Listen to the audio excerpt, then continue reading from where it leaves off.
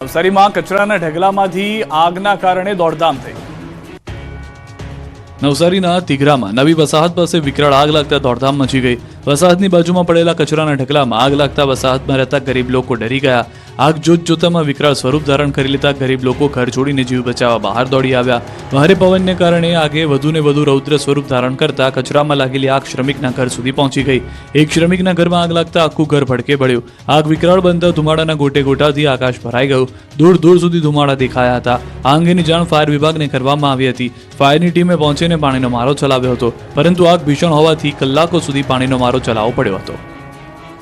જંબુસર જામડી ગામે આગની ચપેટમાં 3 મકાનો બળીને ખાખ થઈ ગયા। જામડી ગામના આંટ્યુ ફળિયા વિસ્તારમાં બની છે આગની ઘટના। આગની ચપેટમાં 3 મકાનો બળીને ખાખ થઈ ગયા। આગની જાણ ફાયર વિભાગને થતા ઓએનજીસીનું ફાયર ઘટના સ્થળે પહોંચી આગ પર કાબુ મેળવ્યો। આગ લાગવાનું કારણ હજુ જાણી શકાયું નથી।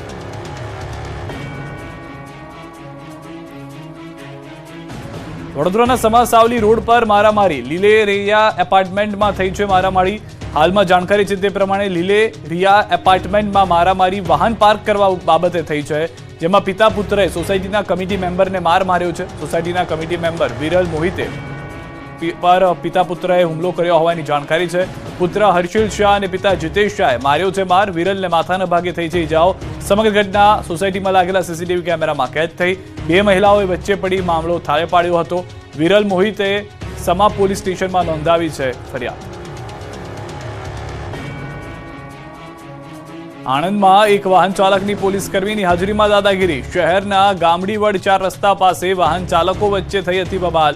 એક વાહન ચાલકે બાઇક ચાલકને પોલીસ કર્મીની હાજરીમાં માર માર્યો। અપશબ્દો સાથે મારામારી કરી રહેલા વાહન ચાલકનો વિડીયો વાયરલ થયો।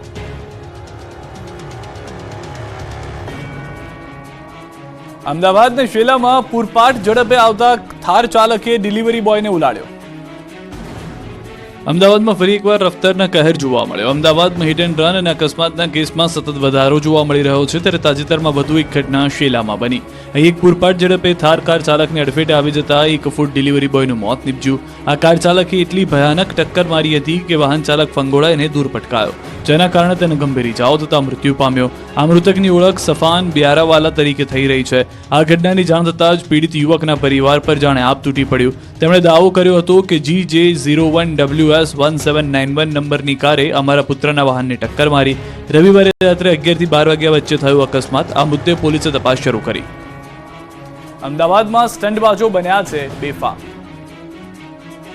જોઈ લો અમદાવાદ પોલીસ આ દ્રશ્યો। નથી કોઈ ડર, નથી કોઈના જીવની ચિંતા, કાયદાની થઈ રહી છે એસી કી તૈસી।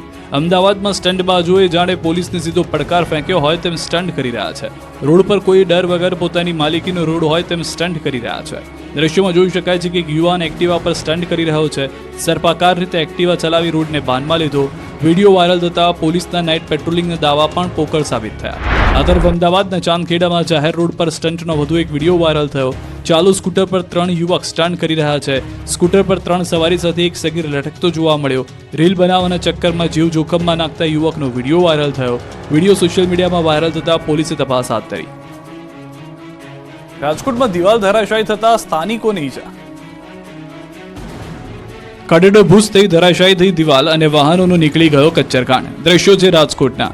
મોરબી રોડ લાથી પ્લોટ વિસ્તારમાં એક મકાનની દિવાલ ધરાશાયી થતા અફરાતફરી મચી ગઈ। મકાનની દિવાલ ધરાશાયીની ઘટનામાં 3 થી વધુ લોકોને ઈજા પહોંચી। આ ઘટના અચાનક થઈ કે સ્થાનિકોમાં ભયનો માહોલ સર્જાયો। દિવાલની પાસે પાર્ક કરેલા 4 થી વધુ વાહનો પર જ પડતા ટ્રક અને મિની ટેમ્પો સહિતના વાહનોનો કચ્ચરકાંડ નીકળી ગયો। મકાનની કેટલાય સમયથી દિવાલ ધરાશાયી થશે તેવી સ્થાનિકોમાં ભય હતી। આ ભયના કારણે આસપાસના લોકો ત્યાંથી નીકળવામાં પણ ભય લાગતો હતો। અચાનક આ દિવાલ ધરાશાયી થતા ધૂળની ડમરી ઉડી। સમગ્ર ઘટનાને પગલે ઈજાગ્રસ્તોને હોસ્પિટલ ખસેડવામાં આવ્યા। આવતીકાલે પતંગ ચગાવવા ઠુમકા નહીં મારવા પડે। પવનની ગતિ 15 થી 20 કિલોમીટરની રહેશે। આવતીકાલથી ઉત્તરાયણ અને વાસી ઉત્તરાયણના પર્વની સમગ્ર ગુજરાત રાજ્યમાં ધામધૂમથી ઉજવણી થશે, ત્યારે પતંગ રસિકો માટે આ વર્ષે ઉત્તરાયણ ખુશીના માહોલમાં પસાર થશે।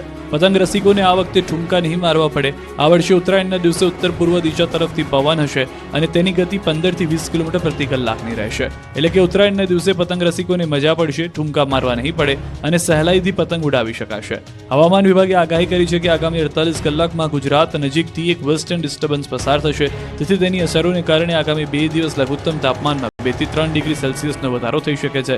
ત્યારબાદ ફરી એક વખત તાપમાનમાં 3 ડિગ્રી સેલ્સિયસ સુધીનો ઘટાડો નોંધાશે.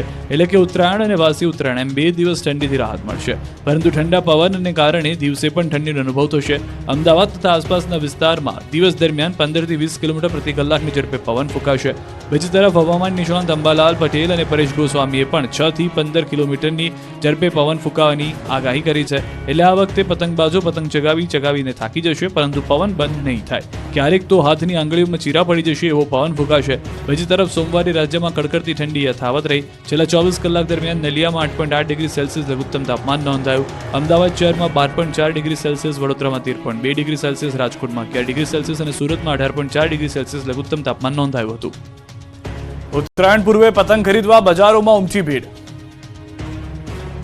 ઉત્તરાયણને હવે ગણતરીના કલાકો જ બાકી છે, ત્યારે રાજ્યભરના શહેરોમાં પતંગ ખરીદવા માટે છેલ્લી ઘડીએ લોકો નીકળ્યા હતા. અમદાવાદ હોય કે રાજકોટ, વડોદરા હોય કે સુરત, ભાવનગર હોય કે જૂનાગઢ, તમામ શહેરોની પતંગ બજાર ગ્રાહકોથી ખચોખચ ભરાઈ ગઈ. અત્યાર સુધી જે પતંગ બજારમાં કાગડા ઉડતા હતા તે જ પતંગ બજારમાં પગ મૂકવાની પણ જગ્યા રહી ન હતી. પતંગ, દોરી સહિતનો ઉત્તરાયણનો સામાન ખરીદવા માટે લોકો ઉમટી પડ્યા હતા. અમદાવાદ શહેરના રાયપુર દરવાજા, દલ્લી દરવાજા, કાલુપુર, ટંકશાળ વિસ્તારમાં ઉત્તરાયણમાં પતંગબાજી માટે મળતી સામગ્રીની ખરીદી માટે લોકો મોટી સંખ્યામાં હાજર રહ્યા. છેલ્લી ઘડીએ પતંગ બજારોમાં લાવ થઈ ગયું હતું. પતંગ, દોરી, ચશ્મા, ગુંદરપટ્ટી, આંગળીના રક્ષણ માટેની ટોટીઓ, પીપુડા, બલૂન, વિવિધ આકારની ટોપીઓ અને અજબ ગજબના મુખોટાનું ધૂમ વેચાણ થયું, જેને પગલે છેલ્લા કેટલાક દિવસથી ધીમા ચાલતા વેપારમાં એકદમ તેજી દેખાઈ હતી. દોરી પતંગના સ્ટોલ રવિવારે ધમધમતા જોવા મળ્યા હતા. આ વખતે પતંગ પ્રેમીઓને ઉત્તરાયણ કરવી મોંઘી પડશે. ગત વર્ષ કરતાં આ વર્ષે દોરી અને પતંગના ભાવમાં 10 થી 20% વધારો થયો છે. ચેવલ પતંગ કોડી રૂપિયા 130 થી 140 ના ભાવે મળી રહ્યા છે, તો 2000 વાર દોરીની ફિરકી રૂપિયા 400 થી 600 ના ભાવે મળી રહી છે. જોકે પતંગબાજોએ ભાવની ચિંતા કર્યા વગર મન ભરીને ખરીદી કરી. કાચ પાયેલી દોરી અંગે હાઈકોર્ટમાં સુનાવણી. 4 દિવસ